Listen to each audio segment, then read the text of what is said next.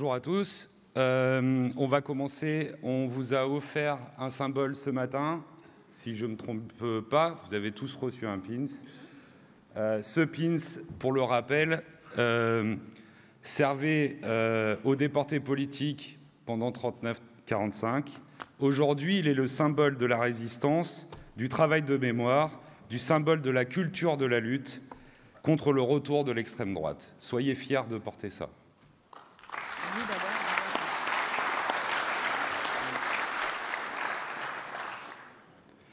Donc je vous souhaite tous la bienvenue à cette table ronde consacrée à un sujet d'importance capitale.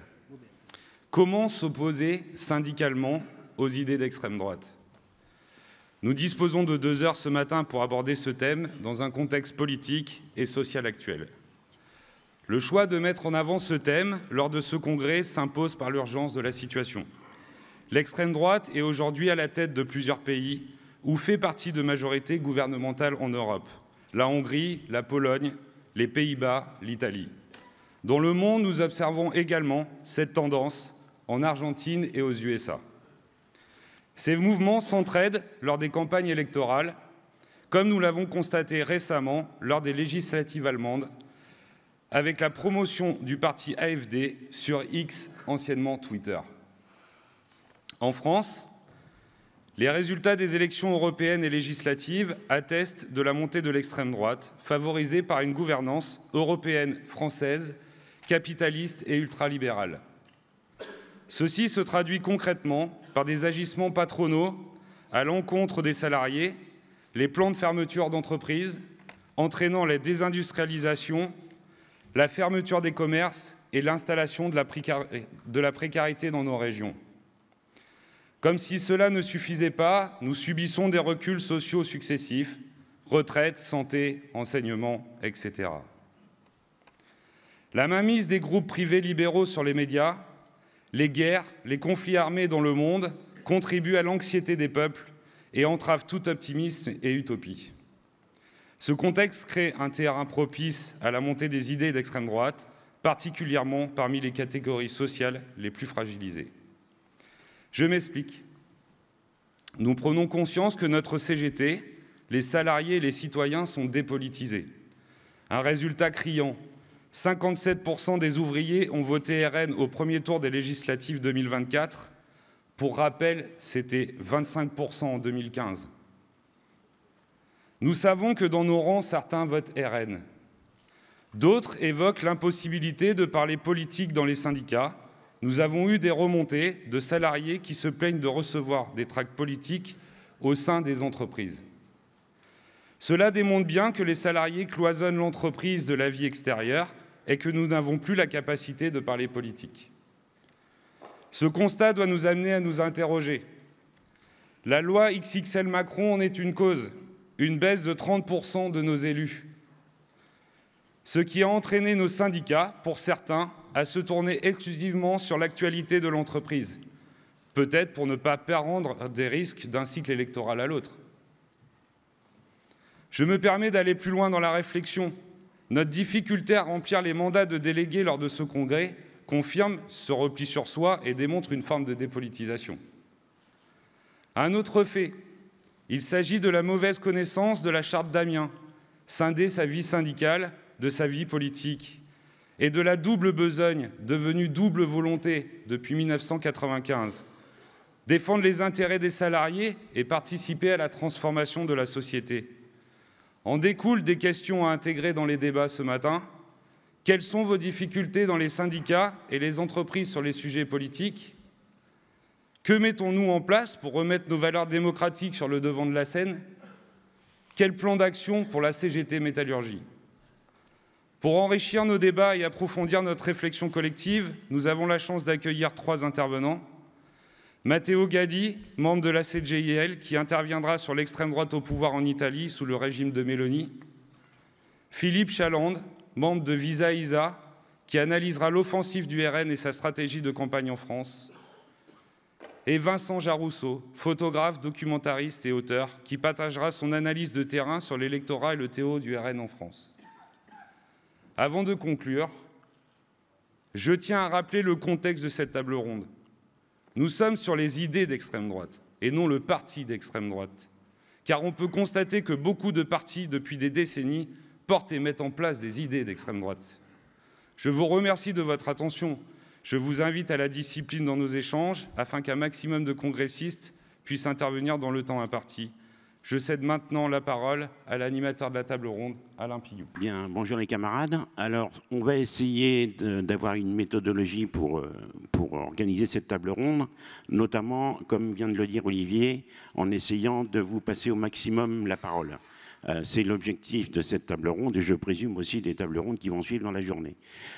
Pour autant, on va essayer donc d'alterner, entre guillemets, des questions à nos intervenants et puis vos remarques de la salle, vos retours de la salle, éventuellement vos questions.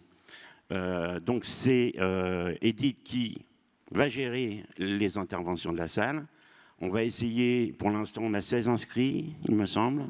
Donc on va essayer de procéder par groupe, entre guillemets, de 4 intervenants pour la salle. Et puis on passera à nos amis de la table ronde et on repassera la parole à la salle.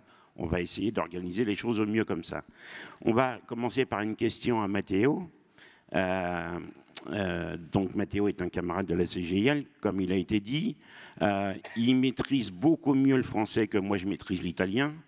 Pour autant, si vous deviez vous adresser à lui par le biais de questions, merci de parler doucement pour qu'il puisse comprendre le plus correctement possible. Voilà. Évidemment, pour nos camarades alsaciens, il n'est pas question de parler la langue locale, ça va être encore plus compliqué pour lui. Voilà. Je commence donc par poser une première question à Matteo. Peux-tu nous dire en quelques mots, nous décrire la situation économique en Italie, évidemment depuis l'arrivée de Meloni au pouvoir, et particulièrement l'impact que ça a sur l'industrie italienne? Oui, bonjour camarades. Tout d'abord, merci beaucoup pour cette invitation. Et je voudrais tout d'abord m'excuser pour mon mauvais français. Sur la question posée par Alain, sur la situation de l'industrie en Italie qui est visiblement dégradée. Et pour expliquer ça, je peux utiliser quelques chiffres que j'ai calculés, en particulier sur l'indice de la production industrielle, sur le chômage technique ou chômage partiel, voilà, et enfin sur les prix industriels. Avant tout, l'indice de la production industrielle, j'ai calculé qu'il a perdu entre mars 2021 et mars 2025 plus de 10,6 points de pourcentage. Nous avons eu 25 mois consécutifs de réduction de la production industrielle qui a touché tous les secteurs de la manufacture et en particulier le secteur de la métallurgie. J'ai aussi calculé la réduction de l'indice de la production industrielle spécifique pour chaque secteur de la métallurgie. J'ai écrit un tableau avec toutes les données, mais je dois résumer, donc je ne peux pas expliquer ça, mais les camarades ont le tableau avec toutes les données que j'ai calculées sur les différents secteurs. Je peux seulement dire qu'en particulier dans la métallurgie, la réduction de la production industrielle a touché la sidérurgie, la production de l'acier et la production des automobiles, parce qu'en Italie, nous avons Stellantis, que vous connaissez très bien en France, et Stellantis, c'est une catastrophe. Le deuxième chiffre regarde le chômage technique, qui est un amortisseur social qui permet de réduire le temps du travail afin d'éviter les licenciements s'il y a une crise ou une difficulté d'entreprise. Et évidemment, le but de réduire le temps du travail afin d'éviter les licenciements, c'est positif s'il y a une crise industrielle afin d'éviter les licenciements.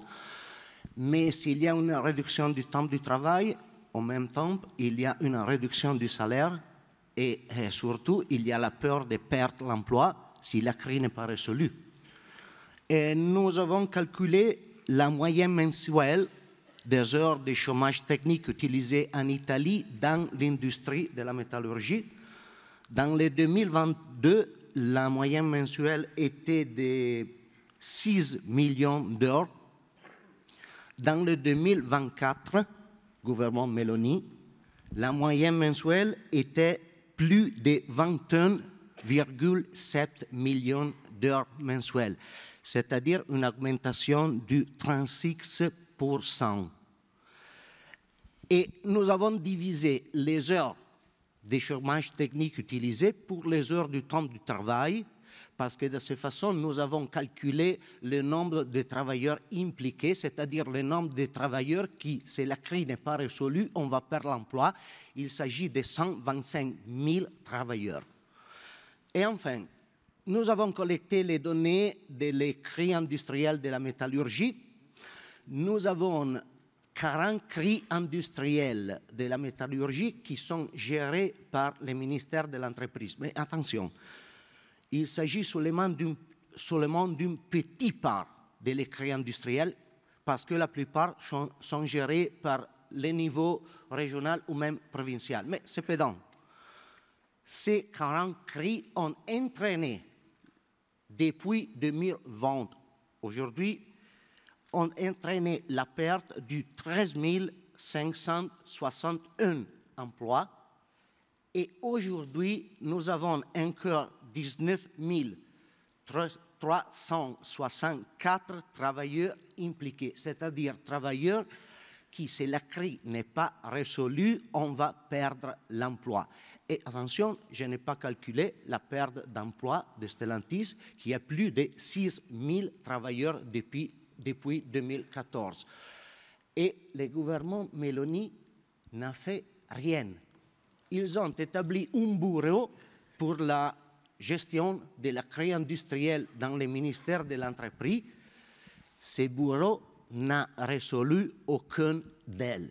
Et les travailleurs ont compris que ces gouvernements ne peuvent pas, ne veulent pas défendre l'intérêt des travailleurs parce qu'ils défendent les intérêts des patronages. Merci. Oui, ben, tout d'abord, merci pour l'accueil à Olivier, Alain et Naïl. Bon, je sens une grande solidarité entre vous dans un domaine professionnel que je ne connais pas d'ailleurs, hein, puisque moi j'ai travaillé 42 ans dans les collectivités territoriales. C'est un peu différent.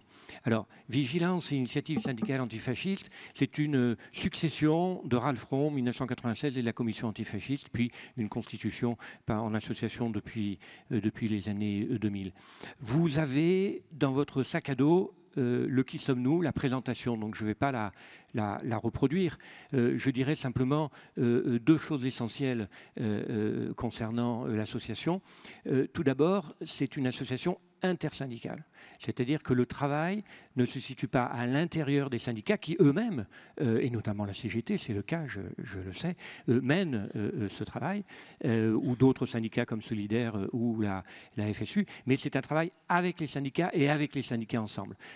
Il n'y a pas longtemps, j'étais à Guéret dans la Creuse et nous avons, avec le secrétaire départemental de la CGT, pardon, le responsable départemental de la CGT et la secrétaire départementale de la FSU, animé ensemble une formation. Et du coup, le travail de Visa, je cite, c'est d'abord de la formation, c'est-à-dire du travail avec les syndicats sur les questions de l'extrême droite et effectivement de la propagation de ces idées et de la manière de les combattre, du travail de diffusion sur des textes et la manière dont on doit réfléchir à ce sujet, du travail de publication également, mais j'y reviendrai peut-être tout à l'heure à l'occasion de la discussion. Intersyndical parce qu'aujourd'hui, nous regroupons pratiquement 300 structures syndicales de tout niveau. Ça peut être de la fédération à une union locale ou à un syndicat, cela dépend, avec des regroupements locaux, notamment à Marseille où j'habite, une structure qui s'appelle Visa 13. La deuxième caractéristique, c'est précisément du coup l'unité syndicale. Et sur ce sujet, principalement, ce sont des syndicats de la CGT, de la FSU et de Solidaire, je les ai cités, qui composent Visa, quelques syndicats de la CNT ou de la CNTSO, pratiquement pas de FO, et on pourra expliquer pourquoi à l'occasion des questions qui vont venir, et de temps en temps des structures départementales de l'UNSA, je précise, hors UNSA Police naturellement. Alors, ce que l'on défend, c'est qu'il y a une spécificité de la lutte contre les idées d'extrême droite, parce que ça me permettra de donner peut-être 3 caractéristiques de ce que sont ces idées, et qui sont effectivement partagées aujourd'hui par notamment la droite extrême. C'est tout d'abord la question du racisme. Finalement, le lien, l'unité, c'est l'expression du racisme que l'extrême droite a réussi à électoraliser, et c'est peut-être une des raisons aujourd'hui, dit-on, du succès de l'extrême droite. Le deuxième, et on en parlera également certainement, c'est l'imposture sociale qu'on pourrait peut-être appeler également la grande escroquerie, hein, c'est peut-être beaucoup plus parlant, c'est-à-dire qu'en réalité, dans le programme de l'extrême droite, il n'y a rien. Il n'y a rien à part le racisme. Pour le reste, ils prennent les idées qui sont dans l'air du temps et puis de toute façon, ils les expriment relativement faussement, mais on pourra également y revenir. La troisième caractéristique, c'est la question de la violence. L'actualité immédiate est évidente. Elle est évidente, donc je n'y reviens pas. Mais cette violence, elle s'exprime d'abord contre les classes populaires, contre leurs représentants, c'est-à-dire contre les syndicats. Hier, dans la présentation de l'exposition sur les 80 ans de la sécurité sociale, il a été bien dit que dès novembre 1940, qu'est-ce qu'a fait Pétain? C'est la suppression des syndicats patronaux également d'ailleurs, hein, puisque c'est la caractéristique du corporatisme de ne pas admettre ce type de regroupement. Et pour terminer, le fait que l'extrême droite, une fois qu'elle a le pouvoir, elle ne le rend pas. Elle ne le rend pas parce qu'entre-temps, elle a dissous les institutions, elle a dissous les organisations, elle a dissous les représentations populaires et la démocratie. Et ce sera tout à l'heure peut-être aussi l'occasion de revenir sur la notion de préférence nationale.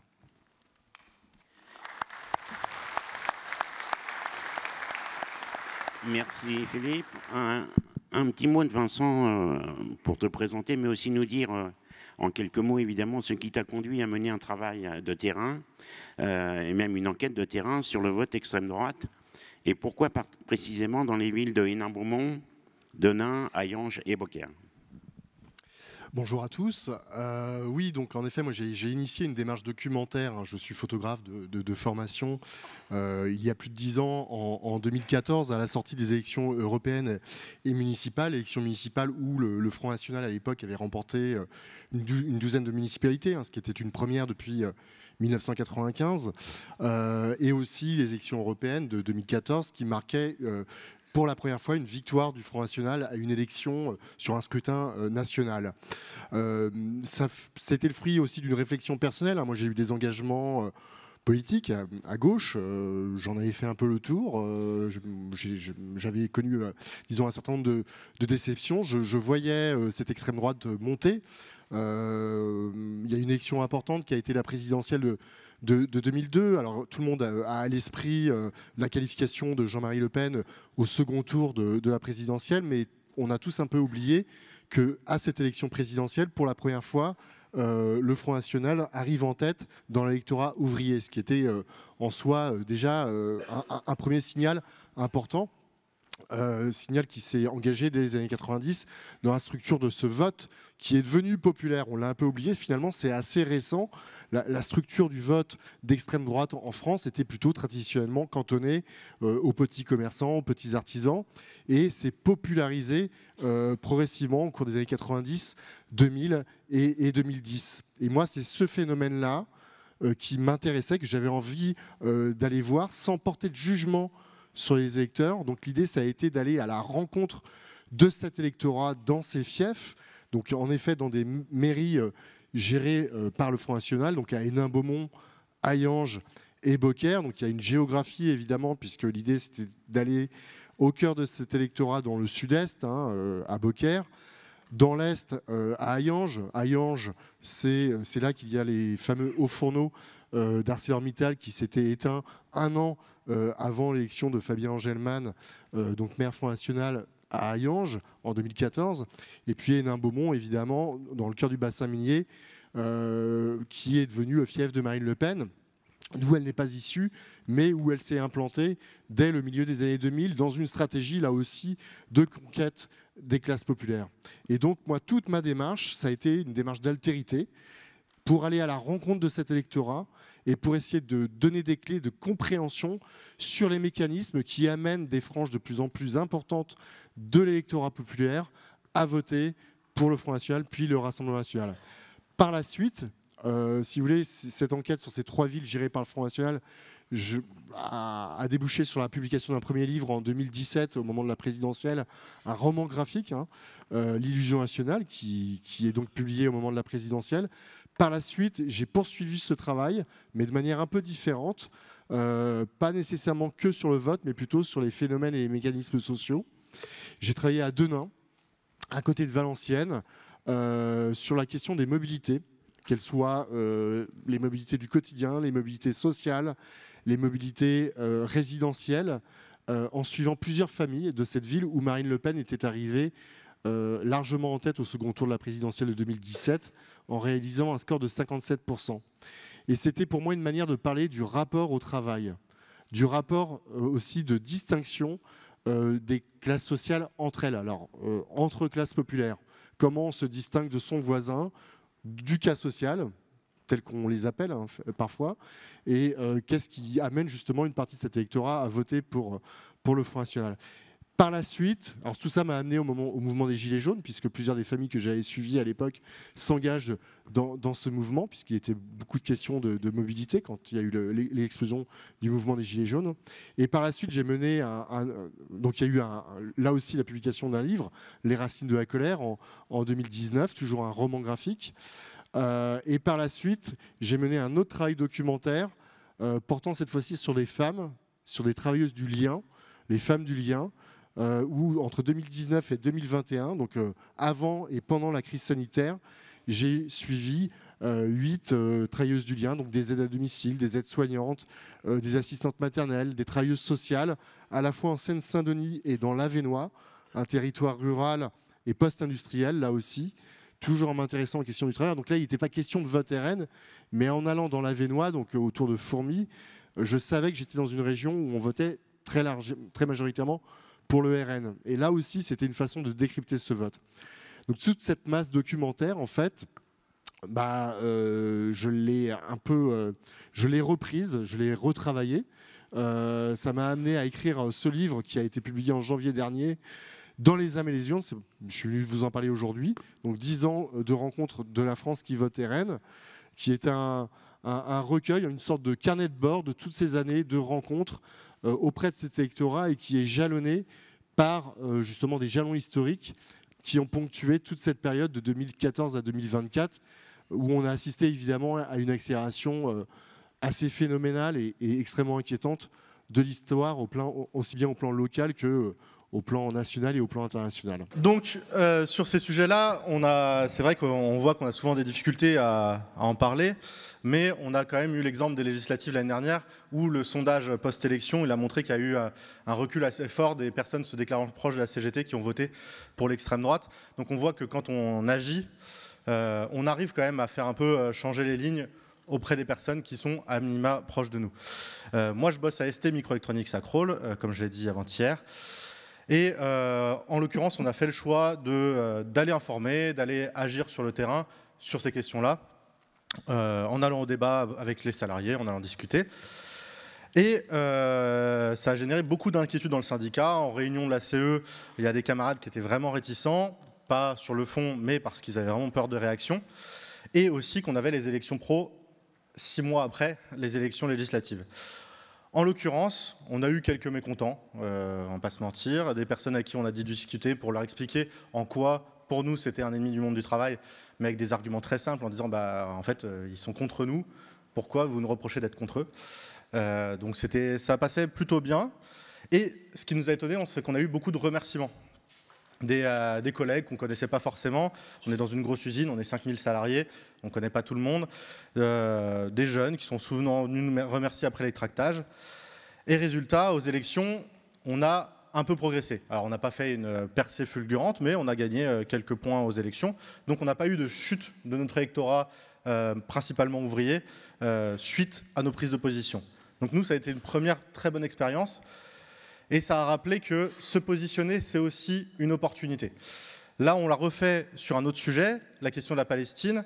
Nous, on a des puces qui sont vendues à des entreprises israéliennes, y compris des entreprises de l'armement. Le syndicat a pris position pour demander l'arrêt de toute coopération avec le complexe militaro-industriel israélien. Et pareil,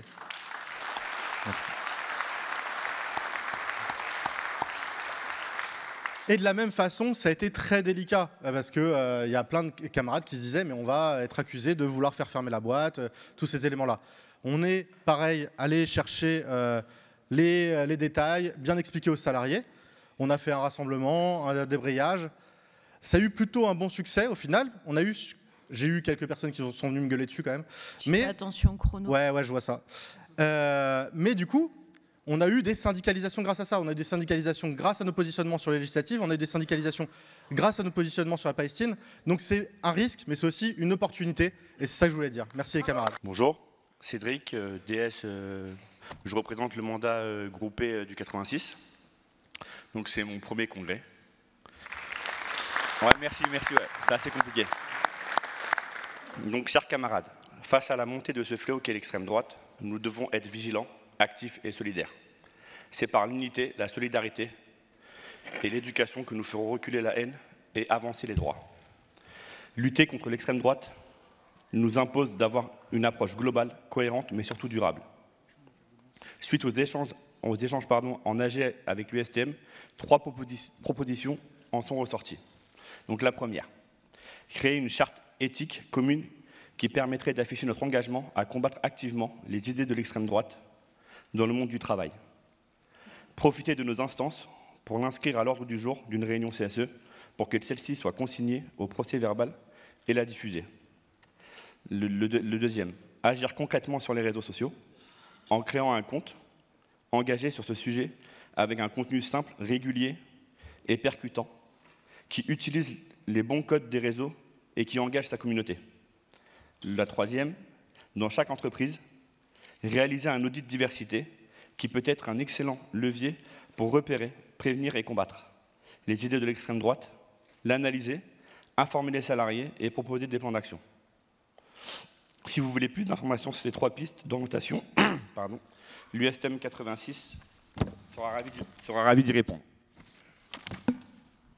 Je voudrais finir mon propos en disant que nous croyons tous en une justice qui ne s'arrête pas aux frontières. On ne peut rester indifférent face aux injustices qui frappent le monde, mais penser avant tous les peuples opprimés, à celles et ceux qui fuient les dictatures, les guerres et qui se heurtent à des murs ou des frontières, à celles et ceux qui, en France ou ailleurs, subissent le racisme, l'homophobie, la précarité imposée, la répression et tant d'autres.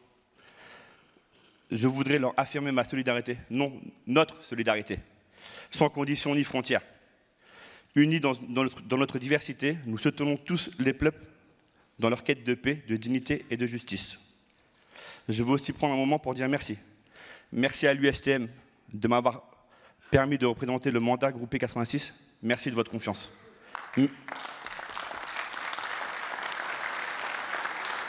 Merci à la CGT de me faire grandir, pas seulement comme salarié ou élu, mais comme être humain.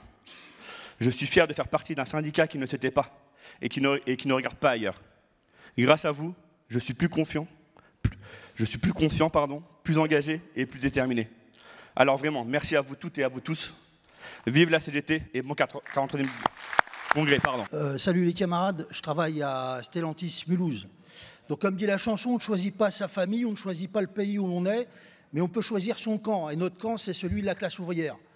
Alors, je suis d'accord avec les copains quand ils disent qu'il ne faut pas mettre la poussière sous le tapis. C'est difficile de discuter politique dans les syndicats, mais c'est aussi parce qu'on nous a dit pendant longtemps qu'il ne fallait pas faire de politique dans les syndicats, y compris dans les syndicats. Alors les patrons, ils le disent habituellement, les patrons, eux, ils ont le droit de faire de la politique, ils en font, ils font des partis, ils ont des partis qui travaillent pour eux, et nous, il faudrait fermer notre gueule. Il faut faire de la politique si on veut changer notre vie dans les usines, si on veut changer notre vie dans la société, si on veut combattre tous les préjugés autour de nous, il faut faire de la politique.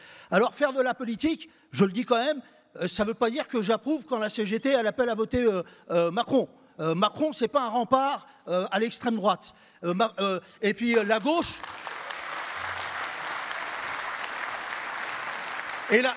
et y compris la gauche, parce que les gouvernements de gauche qu'on a eus par le passé, ils ont aussi fait des politiques anti-ouvrières, et ça a fait aussi le lit de l'extrême droite. Donc, on se veut un parti ouvrier, ce qu'il nous faudrait aussi, c'est un parti des ouvriers, et pas donner le vote à des partis qui, quand ils arrivent au gouvernement, font l'inverse de ce qu'ils disent. Alors, je vais vous citer ce qu'a dit Karl Marx. C'était un intellectuel, il n'y en a pas beaucoup aujourd'hui, mais c'était un intellectuel qui a voué sa vie à la classe ouvrière, qui a voué sa vie pour défendre les intérêts de la classe ouvrière, pour lui donner un programme. Karl Marx, il disait « La nationalité du travailleur n'est pas française, elle n'est pas anglaise, elle n'est pas allemande, elle est le travail, le libre esclavage, le trafic de soi-même.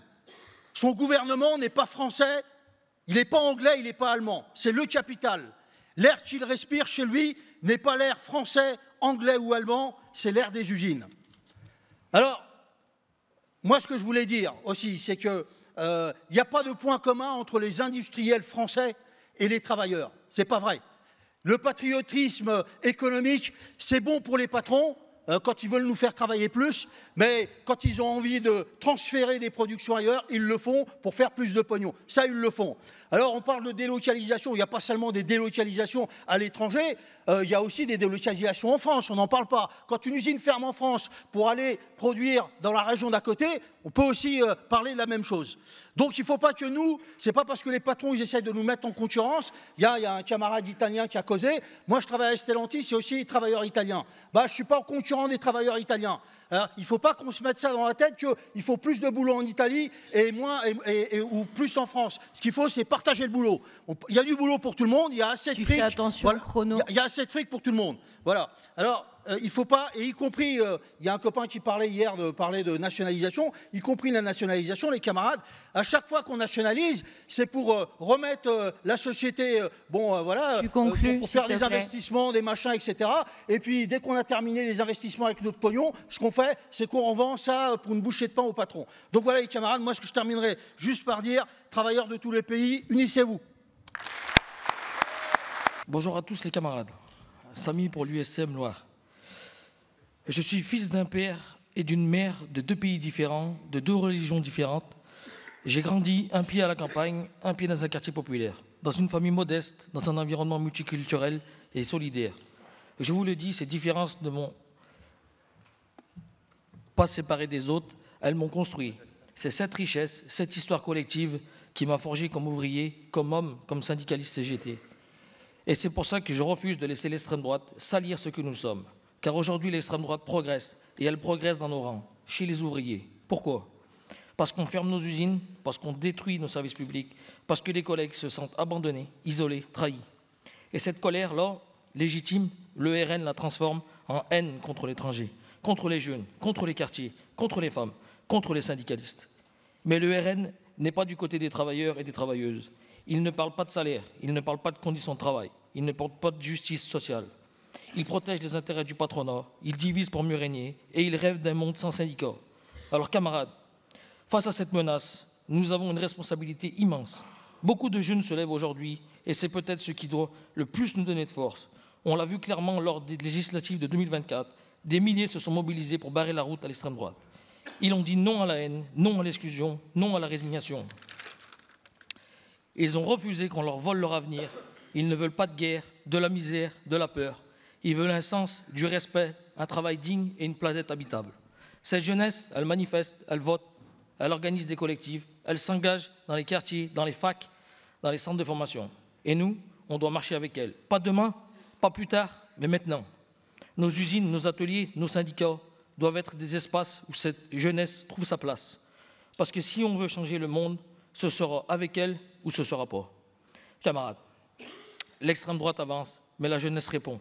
Le patronat attaque, mais la classe ouvrière résiste. Et la CGT, si elle reste debout, organisée, combative, solidaire, peut encore tout changer. Alors tenons fermement la ligne, relevons la tête, multiplions les agis, parlons aux collègues, syndiquons, formons, repolitisons la colère, transformons-la en lutte, en espoir, en force. Parce que nos histoires valent mieux que leur haine, parce que nos luttes valent plus que leurs mensonges, parce que dans nos usines ne doivent jamais, jamais résonner le bruit des bottes, mais le bruit des luttes. Vive la jeunesse engagée, vive les travailleurs unis et surtout, vive la CGT. Alain, à toi la parole. Bien, alors, y compris regarder des premières interventions, là on voit bien que on a, et ça a été dit dans le film de ce matin, il a été utilisé le mot déconstruire.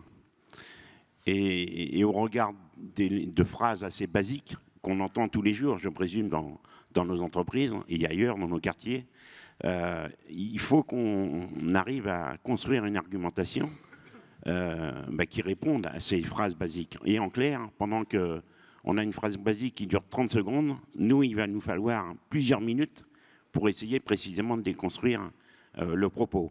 Et voilà. Et donc, ça a été dit par quelques camarades. Ça veut dire aussi que c'est quelque chose qui doit se faire au quotidien et de façon continue. Dans ce sens de phrase un peu basique, alors, c'est vrai aussi, hein, ça a été dit, mais toute organisation syndicale confondue, on a à peu près un quart des sympathisants, je dis bien des sympathisants et pas des adhérents, qui votent aujourd'hui RN, et il ne faut pas oublier les autres non plus, mais enfin, on va se concentrer sur RN. Et avec une idée, par exemple, encore une fois, toute simple et assez basique, eux, on ne les a pas essayés. Alors, Philippe, par rapport à cette question-là, que peux-tu nous dire ? D'abord, je voudrais dire mon sentiment par rapport aux 4 intervenants.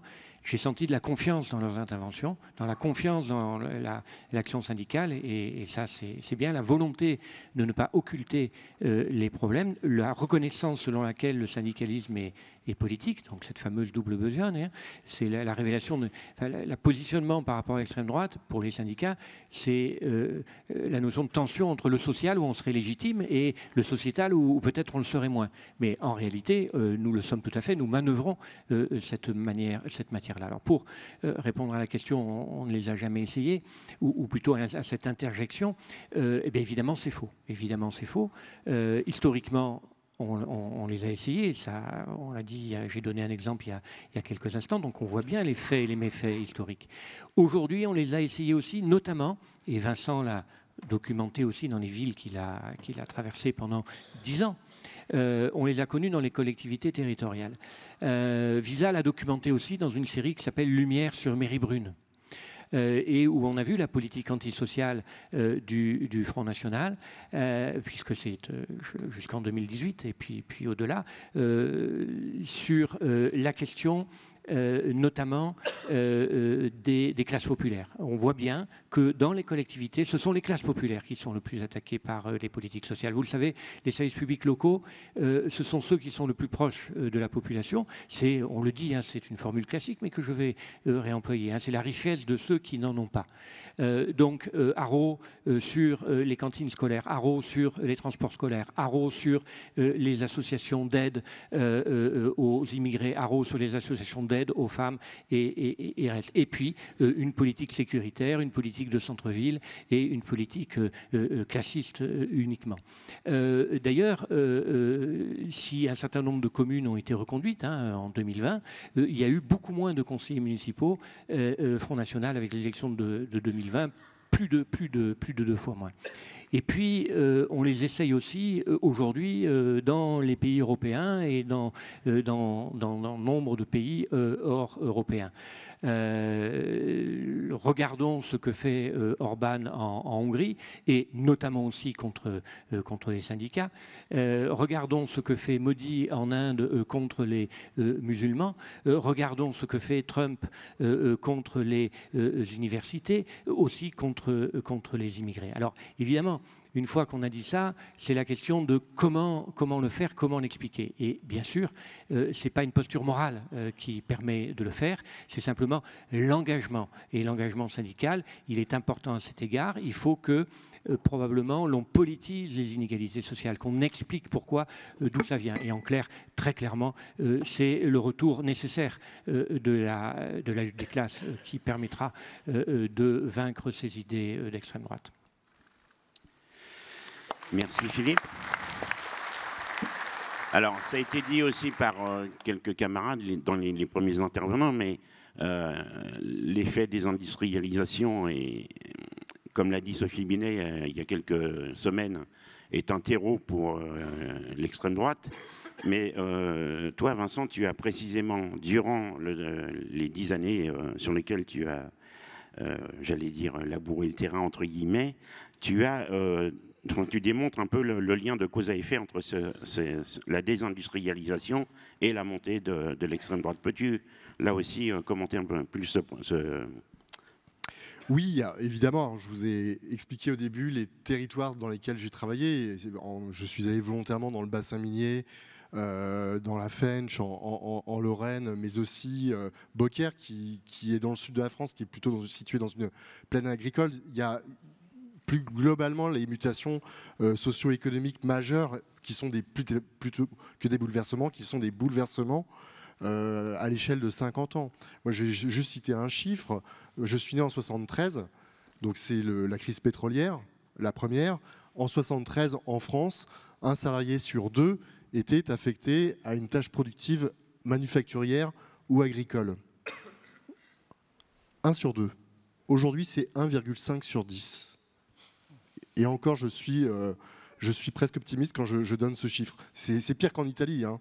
La France est en queue de peloton des pays européens en matière de production manufacturière. En gros, il y a Malte et le Luxembourg qui font moins bien que nous. Donc c'est absolument catastrophique. Et évidemment, ceci a engendré, et ça je l'ai très bien documenté, on le voit très bien à Denain notamment, ce que j'appelle l'individualisation des rapports sociaux. C'est-à-dire que on n'est plus... J'ai entendu certaines interventions sur le marxisme. Elles sont tout à fait valables et justes encore. Ceci étant, il y a quand même des mutations et des évolutions dont il faut tenir compte. Aujourd'hui, on est face à des individus. On a des individus qui se vivent comme individus et qui ne se vivent pas forcément dans un groupe social, dans des rapports de force sociaux. Malheureusement, on peut le déplorer, mais c'est ainsi. On est passé d'une société de production à une société de consommation et aujourd'hui de consommateurs, de flux. On a des citoyens qui sont devenus des citoyens consommateurs, qui vont décider de leur vote en fonction d'intérêts particuliers, qui sont aujourd'hui parfois, et c'est le cas notamment du vote RN, qui sont plus soumis, je dirais, à une dimension de sentiment d'appartenance à un groupe, plutôt qu'à des raisons idéologiques. C'est plus les idéologies qui structurent le vote comme par le passé, malheureusement. Là aussi, on peut le déplorer. Mais je dirais qu'il faut aussi partir de ce réel et essayer de savoir comment on peut transformer ce réel. Je parle de sentiment d'appartenance parce que c'est vrai que le Rassemblement national, tel qu'il s'est construit avec Marine Le Pen dans sa stratégie de dédiabolisation, hein, c'est un travail qui a été engagé avant même qu'elle soit présidente du Front National en 2011, hein, dès le début des années 2000, ça a été justement de conquérir les classes populaires par ce sentiment d'appartenance en se définissant comme le parti des petits, des sans grade. C'est toujours le slogan qui est pris. Alors évidemment, derrière ça, il n'y a pas un contenu concret dans les propositions sociales, mais dans l'imaginaire qui est développé autour du vote Rassemblement national, c'est le parti qui défend les petits, c'est-à-dire ceux qui n'ont pas de diplôme ou peu de diplôme. Et c'est vrai, quand on regarde la structure électorale du vote Front national, c'est un électorat qui se distingue par un niveau de diplôme beaucoup plus bas que tous les autres électorats, y compris à gauche, y compris la structure du vote de la France insoumise, par exemple. Et ça, c'est quand même une distinction importante parce que je parle de désindustrialisation, donc de bouleversement socio-économique depuis 50 ans, mais paradoxalement, on a assisté aussi à une diplomisation de la société. On a une élévation du niveau de diplôme qui a créé de nouvelles strates, qui a créé paradoxalement des formes d'inégalité, de nouvelles inégalités au sein des personnes qui sont diplômées. Et vous avez des perdants, je dirais, de ces mutations qui se retrouvent assez naturellement aujourd'hui dans ce vote d'extrême droite. C'est vraiment des phénomènes que l'on va retrouver, je dirais, de manière similaire dans tous les grands pays industrialisés. Intéressez-vous par exemple à l'électorat de Trump aux États-Unis, bon, qui est beaucoup plus masculin qu'en France. On a ces caractéristiques. C'est un électorat peu diplômé qui finalement va rejeter les élites. Et les élites, dans l'imaginaire, les élites, ce sont les élites politiques, intellectuelles, et je suis désolé de vous le dire, syndicales aussi, malheureusement. C'est-à-dire que moi, c'est ce que j'ai pu ressentir auprès d'électeurs du RN dans des coins comme Denain ou Hayange. Parfois, les syndicats à gauche, c'est perçu comme des petites élites locales parfois comme le camp des perdants, qui n'ont pas su défendre finalement l'usine, qui n'ont pas su défendre les emplois localement. Alors, c'est peut-être un peu provocateur ce que je vous dis là, mais c'est parfois la perception que l'on peut entendre. Je ne vais pas me faire applaudir en disant ça, mais...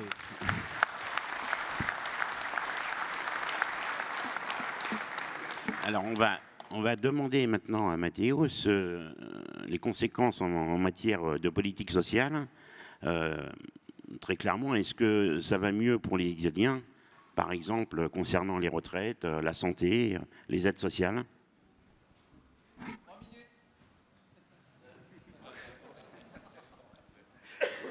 Merci.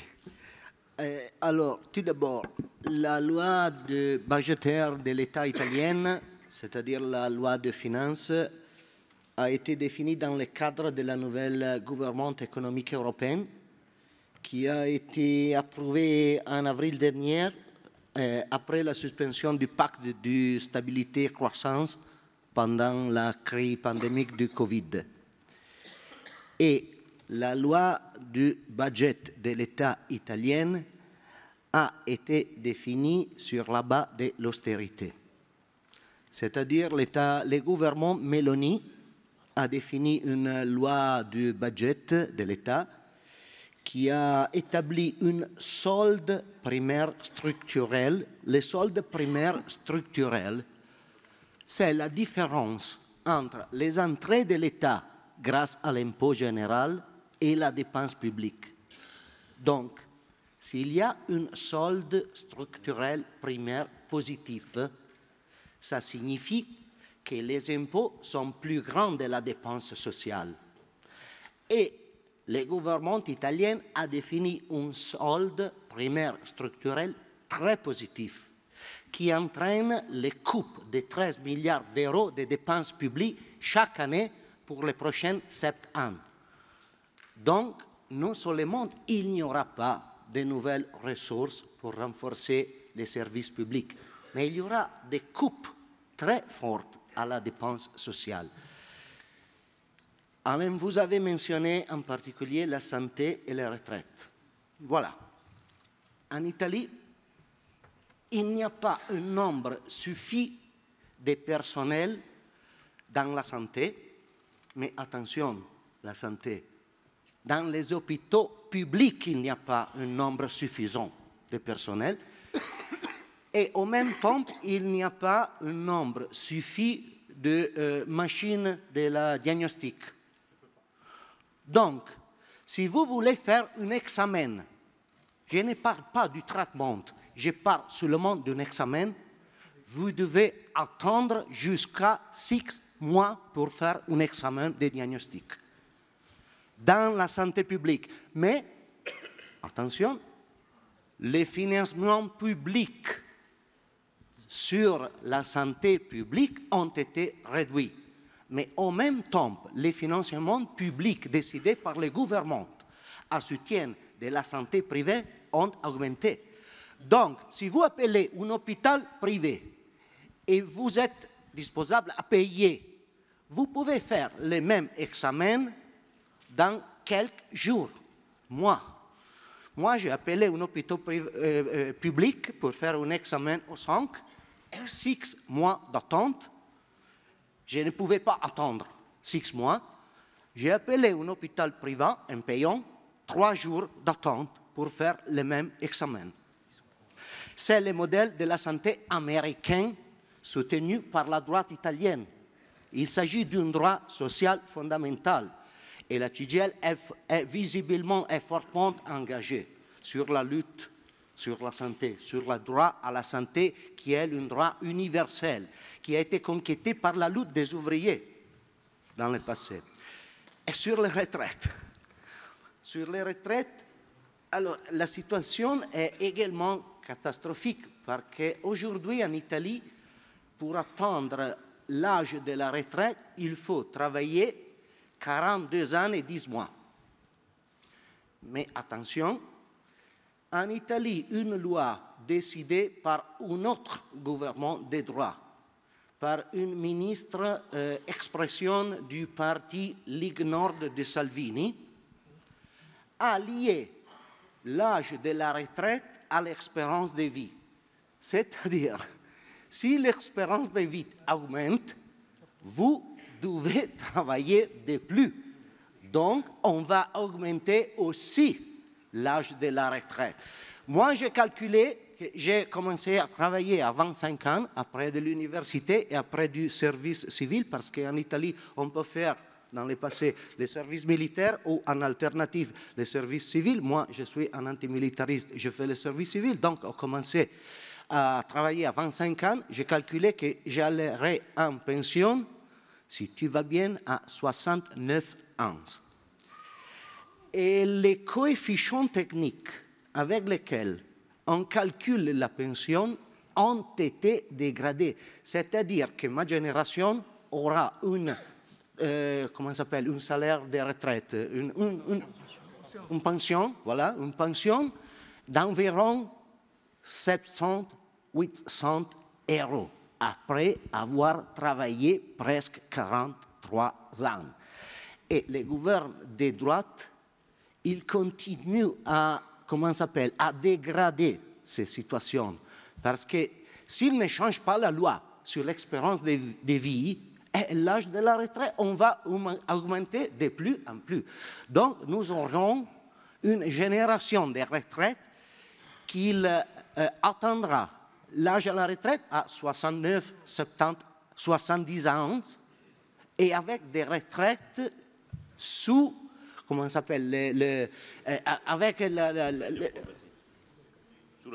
sous le seuil de pauvreté. Parfait. On a aussi besoin, et c'est pour ça que Matteo est avec nous, de connaître un peu ce qui se passe précisément en Europe et voire au-delà.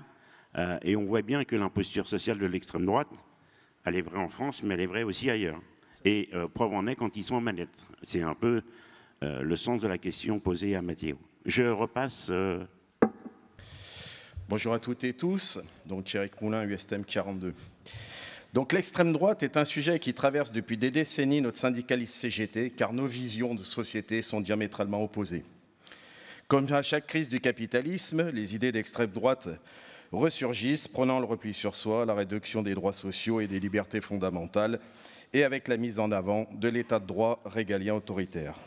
La France, l'Europe, le reste du monde sont le nouveau terrain de jeu de ces partis politiques d'extrême droite. Cependant, soyons lucides. Ce n'est pas le FN qui a mis à mal les industries du charbonnage, du textile, de la sidérurgie et de la métallurgie, mais bien les partis politiques se revendiquant du fameux arc républicain, qui a détricoté d'ailleurs notre système de retraite depuis plus de 30 ans. Balladur 94, Fillon 2003, Woerth 2010, Touraine 2014, Borne 2023. C'est la même chose avec les salaires. Regardons l'évolution du SMIC depuis 1993. Combien de coups de pouce gouvernemental pour le faire progresser? Les doigts d'une seule main doivent suffire pour les compter. D'ailleurs, quels sont les indicateurs utilisés par les directions dans les négociations des NAO dans les boîtes? L'inflation et le niveau de l'augmentation du SMIC. Oui, les idées d'extrême droite sont un véritable danger pour la démocratie. Mais nos ennemis de classe sont aussi toutes ces politiques libérales néfastes que nous subissons depuis les années 50. Les formations syndicales sur l'extrême droite sont importantes pour ne jamais oublier l'histoire. Mais ce n'est pas en prenant le vôtre contre que l'on combattra ces programmes d'extrême droite, mais bien par un véritable programme politique progressiste, ouvrant des perspectives heureuses sur le développement social et sociétal de nos sociétés. La séparation de la CGT du PSF en 1999 lors du 46e congrès de la CGT avait du sens. Cependant, nous mesurons aujourd'hui la nécessité de faire et refaire de la politique dans nos syndicats. En effet, comment faire autrement pour que nos revendications syndicales soient portées par des politiques? Sans cela, il ne peut y avoir de lutte efficace contre les idées d'extrême droite, mais aussi contre le libéralisme. Dans nos analyses, n'oublions jamais les véritables responsables de ces politiques libérales néfastes que nous subissons depuis si longtemps. Travaillons collectivement à élaborer du contenu politique pour convaincre les salariés de la nécessité de faire voter des lois progressistes par le Parlement pour changer les orientations sociales de notre société. Le chemin pris par les camarades de GMS ou d'Arcelor peuvent faire imposer par la loi des mesures sociales et économiques sont la voie à suivre. Un petit message, n'oubliez pas de faire un petit détour par le stand de la FTM qui est près du bar. Il y a plein de documents intéressants à récupérer. Bon, je voulais dire des trucs, mais il y en a déjà beaucoup qui ont été dits, donc je vais devoir changer un peu mon discours. Je voulais déjà dire que dans le monde, on a le plus grand pays du monde, la Russie, le plus riche, les États-Unis, et le plus peuplé, l'Inde, qui sont dirigés par l'extrême droite. Alors qu'on dise en France, on n'a jamais essayé l'extrême droite. Pour citer un film que vous connaissez sans doute, le général de Gaulle n'a-t-il pas dit que toute la France avait été résistante? Il l'a dit. Comme on en a parlé déjà hier et aujourd'hui, le capitalisme, système violent par excellence, détruit le lien social et le vivre ensemble, ce qui a été dit effectivement, en nous transformant en homo economicus, en unité de consommation. Je me suis noté aussi responsabilité individuelle, méritocratie, pouvoir d'achat. Je pense que vous avez un peu l'idée. Et du coup, effectivement, beaucoup d'individualisation et de destruction de lien social. C'est quelque chose qui est quand même assez vieux. Encore une fois, Marx parlait des inclosures anglaises qui dataient du XVIIe siècle, donc c'est pas nouveau. Et l'industrialisation au 19e, 20e a aussi quand même bien ravagé les campagnes, faisant déplacer des gens. Donc au début, vous aviez les Bretons, les Occitans, les Savoyards qui venaient dans les villes, donc on était raciste envers eux.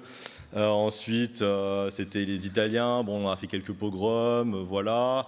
Ensuite, vous aviez les Polonais, on les a renvoyés vers l'Est, ils sont pas trop revenus, soit parce qu'ils étaient communistes, soit parce qu'ils étaient juifs. Ensuite, on a eu les Portugais et les Espagnols. Et après, il y a les restes de la colonisation et du système néocolonial. Maintenant, on a les gens qui viennent d'Afrique, d'Asie. Sauf que ces personnes-là, le mélanomètre est pas bon, la culture est pas bonne et la religion est pas bonne. Donc ça donne du grain à moudre pour créer de la division entre les travailleuses et les travailleurs. Et c'est double bonus effectivement pour la bourgeoisie et le patronat, vu que ils peuvent exploiter des gens qui fuient la misère et la guerre, et en même temps ils peuvent dire regarde, c'est à cause d'eux que tu perds ton travail et que on est obligé de te réduire ton salaire et tes conditions sociales.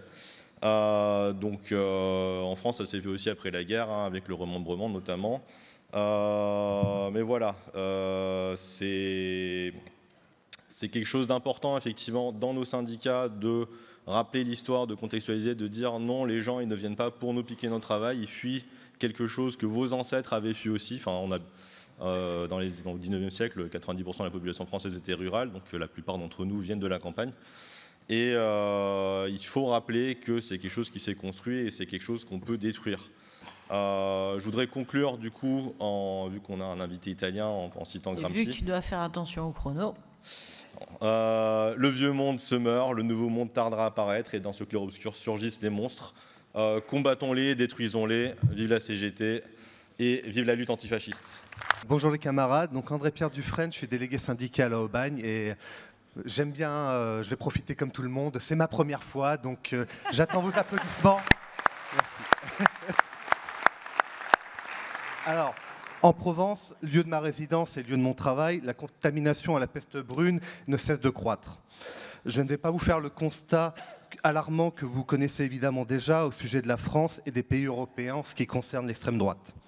J'aimerais vous donner notre avis sur les angles d'attaque que nous avons utilisés dans ma société au niveau de notre syndicat. Tout d'abord, nous avons approuvé à 100% et vraiment très fortement la position de la CGT par rapport au nouveau Front populaire quand on les a soutenus, et pour nous ça a été vraiment un élan pour aller communiquer envers les salariés. Par cette dernière, donc là, comme je vous dis, la CGT de Soluscope a suivi le mouvement, procédé à des affichages, a même réussi à arnaquer un petit peu la CFDT en mettant des petits pics sur la retraite à 60 ans, qu'ils ont repris, on était assez fiers. Mais surtout, comme je vous dis, on a discuté avec les salariés. Quand certains travailleurs imaginaient un meilleur monde avec Marine Le Pen ou Jordan Bardella, nous avons pris le temps d'expliquer l'aberration que représente l'extrême droite pour les travailleurs, pour notre pays et même pour notre planète. Ce n'était pas si simple, car l'aspect historique des créateurs du Front National n'inquiète plus autant qu'avant. Ce n'est pas uniquement en rappelant que ce parti a été fondé par des anciens SS que nous convaincrons. mais bien en prenant les exemples, comme a été dit par les intervenants et certains des camarades, des exemples sur d'autres continents, de la réalité de l'extrême droite et de son objectif en totale opposition avec les travailleurs. Cela nous a fait peut-être perdre quelques voix pour les prochaines élections professionnelles. Je pense à quelques fachos qui sont sortis du bois à ce moment-là. Mais autant vous dire qu'ils sont très vite rentrés dans leur rang parce qu'ils sont bien planqués quand il s'agit de parler de l'extrême droite quand même. Parce que même si aujourd'hui, les gens, quand vous faites du tractage ou autre, ont tendance à dire « oui, je vote pour l'extrême droite », ça diminue après très rapidement quand même, de mon point de vue, chez nous. Par la proximité des syndiqués avec tous les travailleurs et notre prise de risque en soutenant une coalition politique, nombre de collègues ont eu la preuve que nous assumons nos positions progressistes et que, même plus, nous les revendiquons. À la CGT, la lutte des classes, l'anticapitalisme, l'antifascisme, l'antiracisme, le partage des richesses, on pourrait continuer comme ça des heures. Ce ne sont pas juste des phrases pour faire beau le jour des élections. C'est surtout notre ADN. En conclusion, nous en revenons toujours à la même chose. Nous ne sommes pas les copains de la direction, nous n'avons pas d'amis dans les médias. Nous n'avons que notre force de travail pour convaincre, comme bons prolétaires que nous sommes, alors pour combattre l'extrême droite, il faut militer. Et je termine sur un dernier petit point. On parle d'extrême droite, il y a l'extrême droite israélienne, et je vous invite à vous informer sur ce qu'on appelle le Freedom Flotilla, qui est un bateau qui va apporter de l'aide humanitaire à Israël, à la Palestine, pardon, et qui est menacé par l'Israël. Voilà. Bonjour à tous, Marion Martin, CGT Sauvab. Donc je voulais d'abord faire une petite aparté parce que je voulais apporter le soutien à l'entreprise Baumar qui est en grève depuis hier par rapport à des problèmes financiers dus à son donneur d'ordre Renault. Donc je vais juste faire une petite mention de soutien pour cette entreprise. Donc je reviens au sujet. Effectivement, l'extrême droite, c'est un gros problème. On l'a vécu dans le passé. Certains l'ont vécu au niveau familial, comme tous les immigrés espagnols, italiens d'après la guerre. Et le problème actuellement, c'est que beaucoup de partis politiques dits du centre ou légèrement de droite reprennent les mêmes idées, reprennent tout ce que défendait l'extrême droite. Sauf actuellement, l'extrême droite, elle joue à double jeu. Elle reprend les idées socialistes à leur sauce. Elle met en avant qu'elle est pour le pouvoir d'achat, qu'elle est pour défendre l'ouvrier, pour la relocalisation. Mais derrière, il y a juste la préférence nationale, qu'ils ne mettent pas en avant. Et le terreau de l'extrême droite, effectivement, c'est le monde ouvrier. C'est aussi toutes les personnes qui n'ont pas la culture, l'histoire et la connaissance. Et c'est à ces personnes-là qui retournent le cerveau. Donc pour lutter, effectivement, contre les idées d'extrême droite, il faut savoir battre ces idées, les dénoncer et avoir des arguments contre. Ce n'est pas aux élections en disant « faut faire barrage », quel que soit le parti qui dit qu'il fait barrage, il est où le programme? Mettez un programme qui, derrière, défende les salariés, qui mette en place des lois qui vont permettre de sortir de la misère sociale. Et pour moi, c'est ce qu'il faut faire. Oui, merci beaucoup. Y compris à partir de la dernière intervention, on voit bien qu'il y a des causes, encore une fois, qui expliquent cette montée. Dans ces causes, il y a aussi ce qu'on pourrait appeler la désertification, dont je m'adresse à Vincent, qui provoque un sentiment d'abandon. Et puisque le temps presse, je vais en même temps te poser la question sur un peu la conclusion de ton livre, c'est que on passe d'un vote de colère à maintenant un vote d'adhésion. Et là aussi, est-ce que tu peux nous en dire un peu plus? Alors, oui, non, mais le sentiment d'abandon, de déclassement, il est évident. Il est aussi bien, évidemment, c'est un sentiment collectif de déclassement qui objectivement est réel par rapport à tout ce qu'on a dit depuis tout à l'heure, mais aussi un sentiment de déclassement individuel, très très clairement. On n'a pas beaucoup parlé des services publics depuis tout à l'heure, mais c'est aussi une réalité. Vous parliez du système de santé italien, par exemple en milieu rural, mais pas que en milieu rural, c'est aussi vrai dans les quartiers. La désertification médicale est un vrai problème, et notamment la santé publique. On voit généralement, par exemple, que moi j'étais à Fourmies, quand un hôpital public ou une maternité est menacé, ce sont des sujets, par exemple, qui vont mobiliser la population. Et c'est souvent un terrain sur lequel on ne retrouve pas les cadres locaux ou les élus locaux du Rassemblement national. Donc ça, et c'est pour ça que je vais un petit peu recoller avec la dernière intervention. J'ai tendance à dire le programme, rien que le programme, toujours le programme. Et c'est le grand absent finalement du débat public. Se positionner contre le Rassemblement national, être dans une logique d'être du eux et du nous, hein, d'opposer les autres et nous, finalement, c'est pas opérant, je dirais, comme il faut vraiment en revenir vraiment à la question du programme, faire de la pédagogie sur le terrain, parce que effectivement, le Rassemblement national est une arnaque sociale.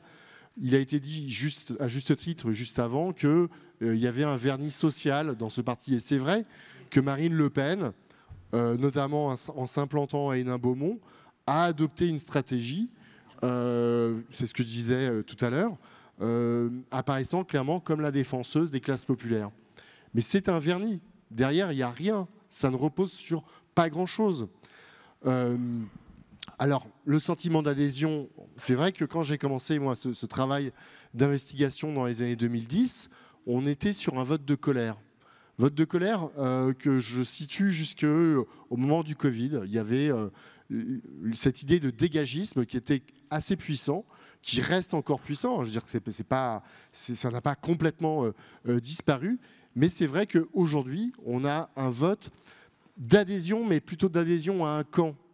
C'est là qu'on voit qu'on est aussi dans une société extrêmement morcelée et polarisée. Et donc la question, c'est comment sortir de cette forme de polarisation qui fait que vous avez une partie de l'électorat populaire qui veut aller contre ses intérêts finalement. Alors, sur la question du programme, je pense qu'il est intéressant aussi de voir le positionnement d'une partie du patronat aujourd'hui. Aujourd'hui, vous avez une partie des patrons du CAC 40 qui, ouvertement, ne voient absolument aucun problème à ce que demain, Marine Le Pen ou Jordan Bardella gouvernent aux destinées de ce pays. Ça, c'est vraiment une réalité. Donc, je pense qu'il est extrêmement important dans l'argumentation de déconstruire le programme de ce parti dont on ne parle pas suffisamment. Sur la question de la préférence nationale, en effet, le Front National, le Rassemblement National n'a pas besoin de mettre en avant cette thématique. Elle est très ancienne, elle a été théorisée par Jean-Yves Le Gallou dès les années 80. C'est l'ADN de ce parti. C'est ce qui fait que Marine Le Pen, en 2022, n'a pas besoin de faire campagne sur ce sujet. Elle laisse Éric Zemmour le faire et finalement, ça va plutôt être un avantage pour elle parce que ça va rabattre une partie d'un électorat qu'elle touchait peu, qui est plutôt un électorat retraité, petit bourgeois, qui va finalement élargir le spectre de l'électorat du Rassemblement national en 2024. Mais réellement, aujourd'hui, on a un parti qui est bourré de contradictions, y compris dans ses soutiens. Je veux dire, sur la question sociale, il y a eu cette stratégie dans les années 2000, mais depuis, donc, notamment depuis 2024, on voit que sur les questions sociales, dans les votes à l'Assemblée nationale, sur la question de la retraite à 60 ans, notamment, sur les questions budgétaires, tout démontre en fait que le Rassemblement national est dans une politique pro-business qui sera du Macron XXL, très clairement. Donc ça, je pense qu'il y a une contradiction. Marine Le Pen a fait le pari d'aller chercher un électorat de droite, hein, qui, en mettant, je dirais, en essayant d'accrocher notamment les retraités, hein, on l'a vu sur les dernières élections, et considère que l'électorat des classes populaires lui est acquis. Et je pense que c'est là qu'il y a un point de faiblesse. Maintenant, le point de faiblesse, il est aussi dans l'offre politique, à gauche, selon moi. Il faut quand même le dire. Je pense qu'il faut être extrêmement exigeant pour le faire.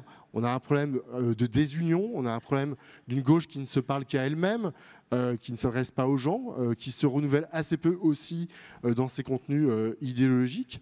Et c'est ce qui fait aujourd'hui, malheureusement, la force de l'extrême droite.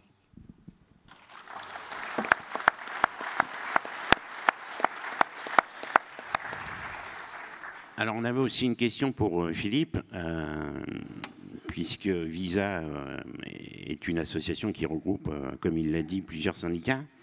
Mais est-ce que toutes les organisations syndicales françaises sont sur le même positionnement par rapport à l'extrême droite? J'ai bien conscience que c'est une question un peu naïve, mais en fait, je la pose aussi pour dire qu'il y a des camarades qui ont apporté tout à l'heure des éléments de réponse déjà sur le terrain et qui peuvent être y compris payants.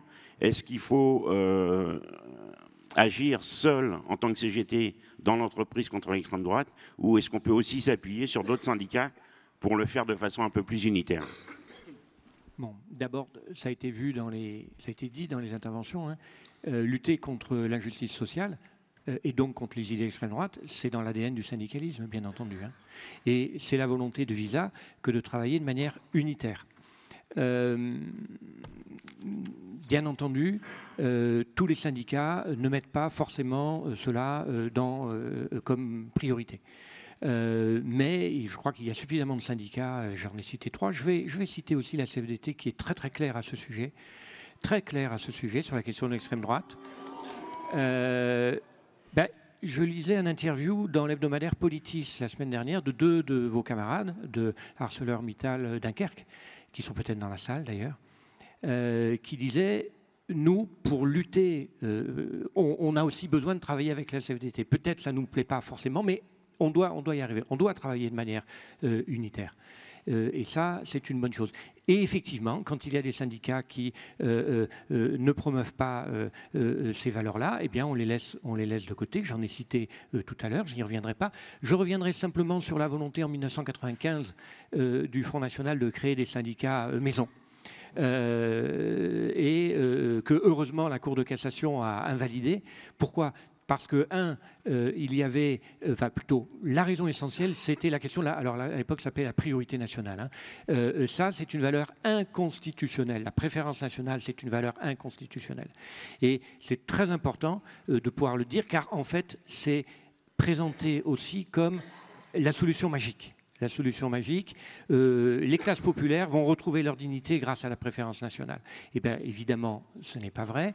C'est une mécanique. Alors, il y a un petit texte dans la collection Trac Gallimard d'un auteur qui s'appelle Pierre-Yves Bocquet qui démontre le danger de cette mécanique et que si la proposition de loi qui existe, la loi constitutionnelle hein, qui existe depuis 2020 ou 2022 du Rassemblement national venait à effet, aujourd'hui, elle est inconstitutionnelle. Tout le monde le sait. Mais que se passera-t-il avec une évolution du Conseil constitutionnel? On le voit avec la Cour suprême aux États-Unis. Donc il faut vraiment lutter là-dessus. Et normalement, il y aurait dû avoir une déflagration en septembre 2024. C'est la publication du livret économique du Rassemblement national. Il l'avait caché jusqu'alors. Mais quand vous le lisez, si vous ne le trouvez pas, je vous l'enverrai, mais les retraites, c'est fini. Le rapprochement avec le patron, c'est essentiel. Il n'y avait plus que ça qui distinguait la droite extrême et l'extrême droite. Eh bien, ça, ils sont en train de franchir ce pas. Et effectivement, le patronat, comme en 1933 en Allemagne, qui disait plutôt Hitler que le bolchevisme, il dira plutôt l'extrême droite que le Front populaire ou le NFP. Ce qui me permet de dire, pour terminer, sans être trop long, que sur la question des classes populaires, OK sur le sentiment de déclassement, OK sur le sentiment d'appartenance majoritaire aujourd'hui. Mais quand on dit que 57% des ouvriers votent Front National, non. Il faut diviser le chiffre par 2. Parce que dans les classes populaires, c'est l'abstention qui est essentielle. C'est le parti majoritaire. Donc ce n'est pas vrai. Donc le coefficient en question, quand un parti fait 35%, toutes les classes sociales sont concernées.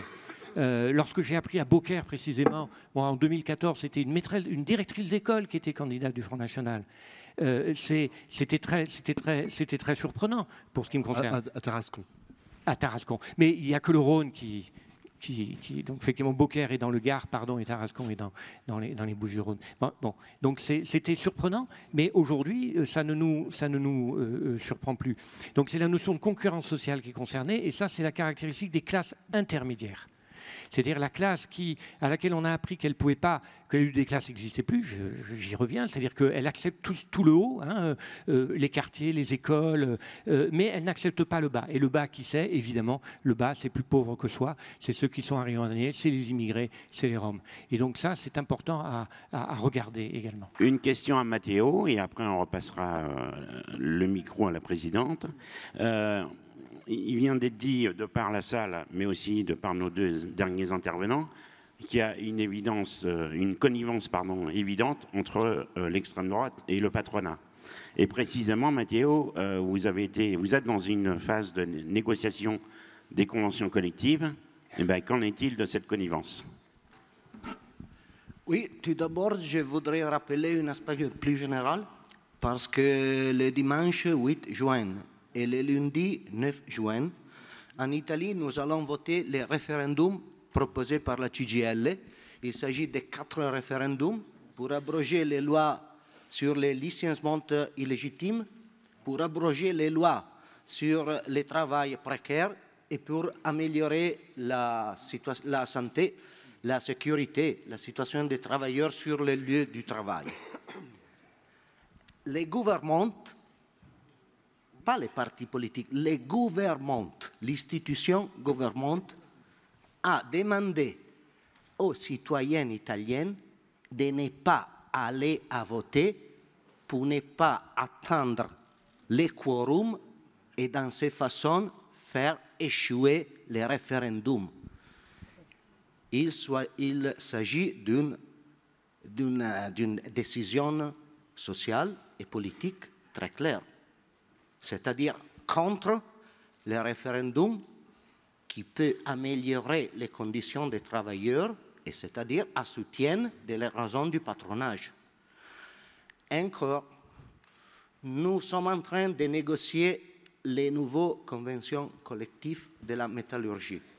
Nous avons présenté notre plateforme de revendication en février 2024. Et la première revendication, c'est une augmentation du salaire mensuel de 240 €, qu'il s'agit d'une augmentation supérieure à l'inflation qui a été prévue pour les prochains 3 ans. Pourquoi nous avons demandé une augmentation du salaire plus grande en respect que l'inflation prévue? Parce que dans le passé, nous avons perdu beaucoup de pouvoir d'achat. Entre 2021 et aujourd'hui, nous avons eu une hausse du niveau général des prix, c'est-à-dire une inflation presque du 18%. Et ce niveau-ci des prix, d'inflation, a visiblement réduit les pouvoirs d'achat. Donc, nous avons demandé de 140 € d'augmentation salariale pour moi. La réponse de Federmeccanica, c'est l'association des employeurs de la métallurgie confédérée à la Confindustria. Confindustria, c'est l'équivalent italien de la MEDEF en France. Et ils ont dit pas d'augmentation. Tout à plus, nous pouvons ajuster les salaires après l'inflation, c'est-à-dire un an après la hausse des niveaux de prix. Mais dans cette façon, on va réduire encore de plus en plus les pouvoirs d'achat des travailleurs. Le gouvernement Meloni n'a dit rien. Mais historiquement, les gouvernements italiens ont toujours essayé de favoriser l'accord entre syndicats et employeurs. Mais ils ont déclaré des choses très claires, parce qu'ils parlent, tous les représentants du gouvernement Meloni, ils parlent toujours des coûts du travail trop élevés pour les entreprises, ils parlent du coût de l'énergie trop élevé pour les patrons, ils parlent de la faiblesse de la productivité, qui n'est pas vrai, parce que la productivité est augmentée visiblement dans l'industrie italienne, parce que nous avons calculé que dans le 2023, nous avons rassemblé 60 000 bilans financiers économiques de toutes les entreprises de la métallurgie italienne. Nous avons calculé qu'ils ont fait presque 31 milliards d'euros, je répète, 31 milliards d'euros de profits nets. C'est l'équivalent de la valeur de la loi du budget de l'État italien. Donc la productivité a augmenté. Et le gouvernement Meloni, en parlant des coûts du travail trop élevés, blablabla, comme on dit en Italie, ils ont déjà choisi les terrains où s'installer. Qui est le terrain? Pas de travailleurs, mais le terrain du patron. Merci.